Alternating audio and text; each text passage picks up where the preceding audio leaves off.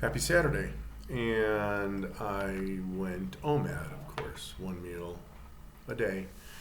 I ate yesterday around, we ate a little late, probably 3-ish, and I wound up eating at 2, which is fine. I allowed my body close to a full day to go ahead and clear out, do its thing, and woke up really well, slept really well. And before we ate, we went and bought carnitas to go. And if anyone knows what that is, it's pork fried in its own fat, lard. It's delicious stuff. Oh my gosh. And it's quite a walk. It's probably, I'd say it's close to 2-mile round trip, maybe a little less. So again, and my wife and I walk briskly. So again, I hadn't eaten in 22, 23 hours. And we went ahead and walked all the way about halfway to downtown and got the carnitas, came back, but detoured, went over to the carniceria where I picked up some chicharrón, and to the fruteria where Isabel picked up some tomatoes because I'm going to make some what they call chicharrón duro tonight, estilo molcajete. But what I'm going to do is I'm going to take a comal, which is a hot plate, and I'm going to roast the tomatoes, the jalapenos, the onion, and the garlic, okay? And once that's roasted, I'm going to throw that into a pressure cooker, or what they call today the Instapot, whatever the heck. We call it olla express, which is a quick pot. And go ahead and cook that down for 40 minutes with the chicharrón, which I'll section off. That if I eat tonight, if I'm hungry, I will. But so what did I eat? I had made pico de gallo, which is chopped tomato, onion, cilantro, garlic, and chili with lime juice and salt and pepper. So I just had the meat. That's all I had with the pico de gallo, and I had a pig's foot. Delicious. It was, again, fried in lard. So I ate that first. All right, I love that stuff. And then I had 2 servings of the meat, which probably was about a pound. And then I had a little bit of coffee left, so I mixed that with some coconut oil, some ghee, clarified butter, and a square, probably, I think it's 10 grams of 95% cacao. So, and normally I'll just munch on that if for dessert. It's sweet to me. And that's what I ate today. And in the morning, I did have my coffee. I had turmeric, I had ginger, and a pinch of cinnamon in that coffee. And so far, that's about it. Now, something to say about yesterday. And hang on a second here. And so, essentially, let me think here for a second. Yeah, so yesterday, after I ate, I said, let me run a test. Okay, I got to take these tests, I guess. So I put a cup of whole fat milk in the freezer. You know, I like it really cold, and it was like really sweet. And it was good, but here's something to note. I've eaten almost 2 hours ago, and I have zero thirst right now. And there was plenty of salt on the carnitas. I know I put a lot of salt in the pico de gallo, and I did augment that with 2 pieces of chicharrón cracklings without the meat in it. It's not the duro, what they call duro. And that was salty. And then, of course, my Frank's Red Hot is, there's sodium warning labels on this, for eternity. And I'm not thirsty. But yesterday, not with half an hour after I drunk that milk, 12 grams of carbs, right? Even with fat, and it should be slower absorption than, say, your skim milk. And I drank almost 3 liters of water. I was so thirsty after having drunk just that milk. Because for weeks before and today, I require no water. I have no thirst at the moment. None. And it's almost 2 hours after I've eaten, which is weird. Thinking, well, maybe you should drink something. Well, I'm not thirsty, so I drink when I'm thirsty, and I grab a pinch of salt, and I salt my food to taste. Um, and no, so I drank a little over 6 pounds of water just to deal with 250 milliliters, 250 grams, half a pound of milk. That's insane. That's insane.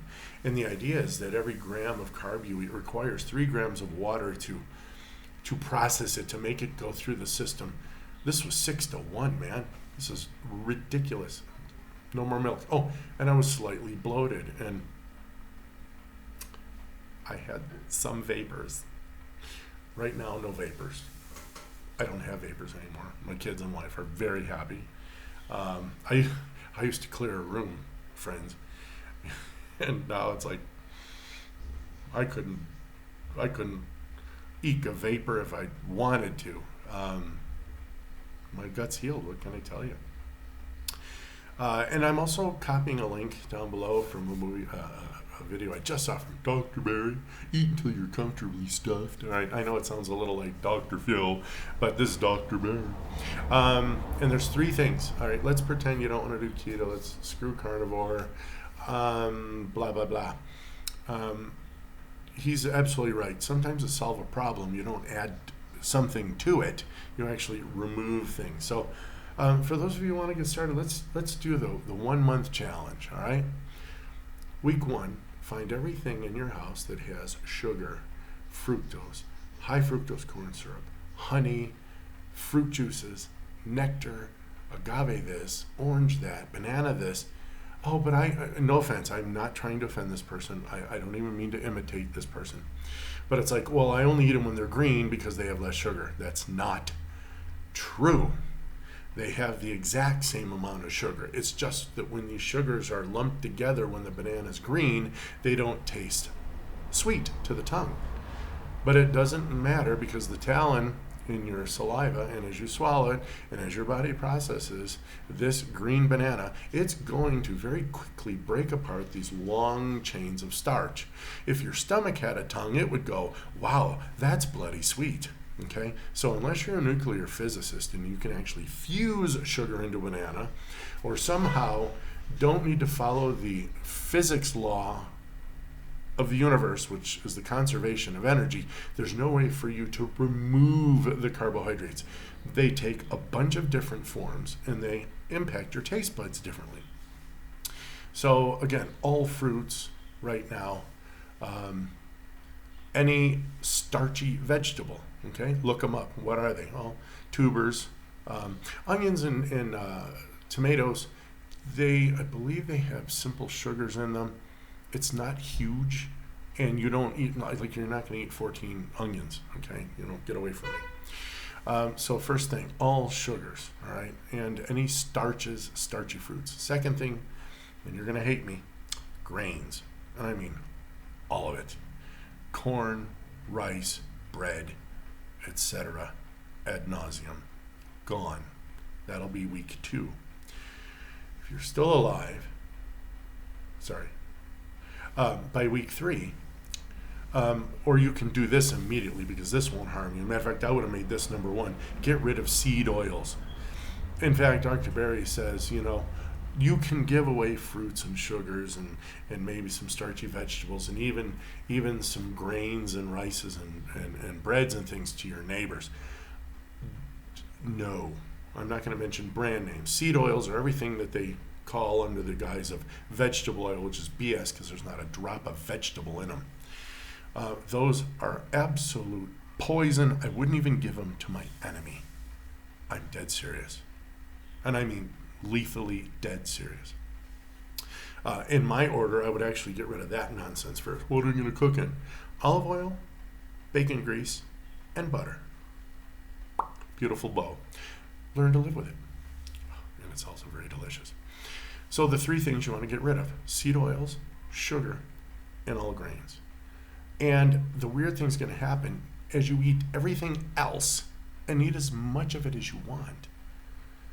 You're going to get full, and you're actually, in the beginning, you're going to get a little sick because you're not used to it. And that'll take about a week. It took me a week and a half to get over the withdrawals, the electrolyte imbalances. Little headache, pinch of salt. I'm not a doctor, but Barry is. All right, so follow his advice if you need to, and I'm sure he has disclaimers. He's not typically your doctor per se. I'm telling you, I mean, I would like to just make enough money to actually visit him, run blood work, and have him review it, just because I trust the guy so much. He just seems awesome. So again, the beauty is that after this 3 weeks, and now your last week is just eating pure, whole, non-refined, God packaged foods, minus fruit, okay, minus grains, minus sugar, minus starchy vegetables, and minus these nasty seed oils, which used to lubricate engines when they were first invented. God's honest truth. You're going to find that you're not hungry. And if you're not hungry, don't eat. And I'm not hungry for breakfast, then don't eat. And gosh, I'm not hungry for lunch, then don't eat. Actually, I'm kind of hungry. It's 4 in the afternoon. I'm actually hungry. Okay, would you eat a beef rib slopping with grease? Yeah, I'm hungry. That's hunger, all right? Over the first couple of weeks, like I said, you're going to be like, I want a sandwich. I need a pizza. No, as a matter of fact, if you want a pizza, make sure the sauce has no sugar in it. Scrape all that off, but eat the cheese, the pepperoni, the mushrooms. Go ahead. All you want. Matter of fact, buy 5 pizzas, grab the stuff off the top, throw the bread to the dogs, which is not a nice thing to do to dogs either. They're going to get sick and die. And scrape off, like I'm from Buffalo, uber sweet tomato sauce. You don't need it.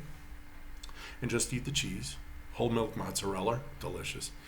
Pepperoni, sausages, as long as they don't add sugar to the sausage. There are some sausages that they shouldn't, because it's actually sausage. Salchicha comes from sal, which is salt, literally salt pork, with some spices in it. So anyway, do that, and then tell me how you feel.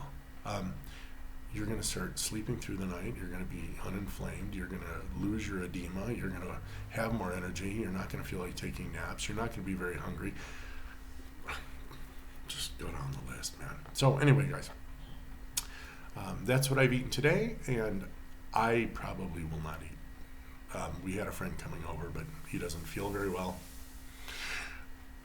Although I'm impervious and completely inoculated against everything on earth, some people aren't. I get it. So he's not coming over, so I won't need to eat. I mean, I ate, like I said, about 2 hours ago.